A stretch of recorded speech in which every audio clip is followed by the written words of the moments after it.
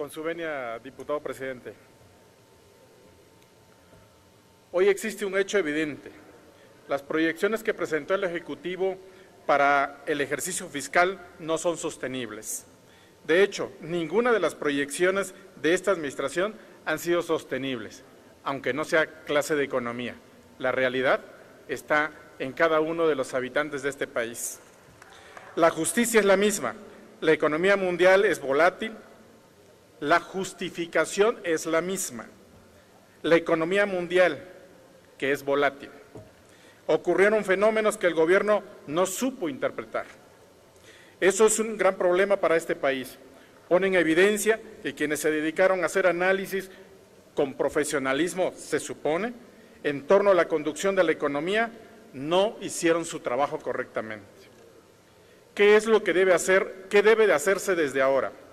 Lo primero es reconocer que las cosas no han funcionado y que se requiere un cambio. El peor escenario es que el gobierno se empecine en decir que las cosas están bien.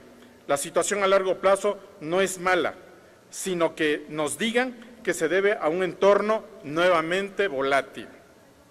Hoy tenemos una crisis de finanzas públicas que obliga a debatir alternativas.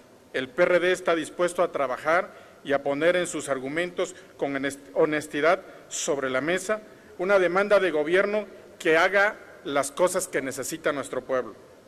Se requiere reconocer la realidad en materia de ingresos, deuda y gasto. En materia de ingresos, el problema es que los nuevos ingresos fiscales no se usaron como recursos adicionales para el desarrollo, se usaron para compensar la caída de la producción y el precio del petróleo. ¿Qué significa? Que un 35% de los ingresos proyectados no existen. Aunque eso fue un alivio, y es obvio que sin esos recursos la situación sería peor para este país. El caso es que los logros de la reforma se destinaron a mantener la inercia prevaleciente. Nuestro país no puede seguir financiando los privilegios de unos cuantos. Ya no se puede seguir en las devoluciones ni en las consolidaciones de beneficios de los grandes contribuyentes por miles de millones de pesos.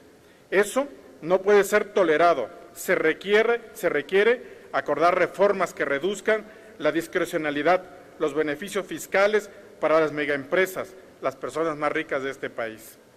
La situación de pobreza, desigualdad y acceso a los servicios y falta de infraestructura no se van a resolver solas. Hay que financiarlas y para eso se requiere que mejoremos y protejamos a los ricos, no. Darle el mismo trato que reciben en otras partes del mundo. El pago del ISR en México es menor al de los países de la OCDE. El cobro de las ganancias en bolsa es menor al de Estados Unidos. Y el conjunto de impuestos al patrimonio de las personas más ricas es más bajo en México. La pregunta es, ¿eso es justo para la mayoría de los mexicanos que sí pagan impuestos? Es evidente que no. Lo que debemos discutir es si en este momento de crisis es ético y justo mantener los privilegios o si ha llegado la hora de revisarlos y eliminarlos. En materia de deuda hemos llegado al límite. Nuestros requerimientos son ya de la mitad, ya no del presupuesto federal, sino del total de la riqueza de este país. En el PIB, esto significa un saldo de 7,978,000 millones de pesos. Ahora hay una carga mayor a las siguientes generaciones, y esto es totalmente irresponsable. En el 2013, el saldo era del 38,8% del PIB, en las propias cifras del gobierno. Hoy se tiene un saldo del 44,9%, pero que quede claro, sobre los datos que da Hacienda en materia del presupuesto actual. Vivimos una simulación legal, porque las cifras del endeudamiento incluyen obligaciones que sin dudas son inadecuadas. Se dice que Pemex y CFE, más el FOBAPROA y los rescates carreteros y otras obligaciones de pago, son una simulación. Deroguemos esas ficciones del marco jurídico y reconozcamos el déficit es déficit. Además, tenemos un gran riesgo porque están sumiendo en enormes pasivos sin la adecuada supervisión del Congreso. El gobierno y la mayoría del PRI impulsaron los pasivos laborales de Pemex y CFE fueran asumidos como una deuda pública de manera que no se requiere la autorización de este Congreso. Estamos hablando de 1.474.000 millones de pesos de Pemex y 201 millones en CFE, 201.000 millones en CFE. Otro gran riesgo es que los proyectos denominados de alto impacto sean usados como justificación para obtener la autorización del Congreso a mayores niveles de endeudamiento, pero en realidad el dinero se destina a otros proyectos.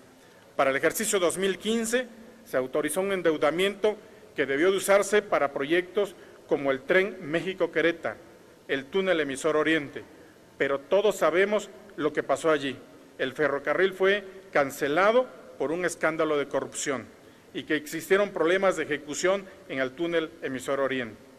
En el ejercicio fiscal 2016 se autorizó un déficit de 3.5 del PIB, pero de este monto se destinó el 1% para conceptos de proyectos de alto impacto, sin que la ley de egresos o el decreto de egresos señalara de forma específica su destino.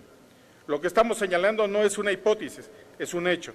El gobierno ha argumentado que se requiere un mayor endeudamiento y que su destino será de proyectos de alto impacto, pero no los ha hecho como tal. Entregar una lista específica de cuáles son esos proyectos y buscar redacciones con la obtención de flexibilidad para usar el dinero en cualquier otro proyecto. Eso no puede volver a suceder. Por lo que hace al gasto, los recortes han sido un engaño, una simulación para este país. El primer engaño fue la campaña del gobierno en la que se dijo que se centraría en el recorte del gasto corriente y que se protegería la inversión pública. Eso fue falso. ¿Por qué? El recorte se concentró en Pemex y CFE, donde se dejaron de invertir 72.000 millones de pesos, lo cual presentó un 58% del recorte del 2015. Es decir, el gobierno simplemente dejó de un lado las cosas. Que resultaba socialmente aceptable, reducir el gasto corriente, pero hizo lo contrario, reducir el gasto de inversión. Segundo engaño, estuvo en el manejo del recorte preventivo. El 30 de enero del 2015 el gobierno anunció un recorte de 124.000 millones de pesos, pero en realidad el resultado del ejercicio 2015 no se ajustó a ello, sino se incrementó. Busque el gobierno autorizó, diputado Pérez. En un momento termino, diputado presidente.